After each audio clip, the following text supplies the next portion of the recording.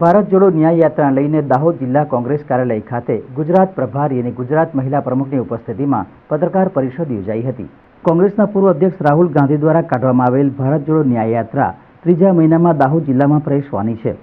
જેમાં મોટી સંખ્યામાં લોકો જોડાય તેવા ભાવ સાથે પત્રકાર પરિષદ યોજવામાં આવી હતી।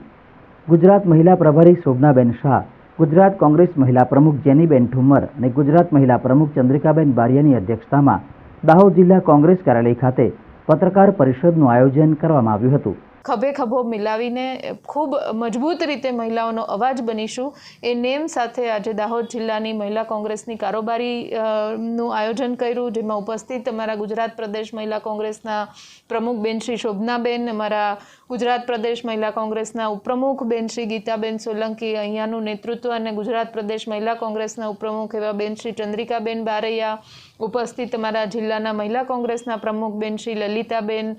પૂર્વ જિલ્લા પંચાયતના પ્રમુખ બેન શ્રી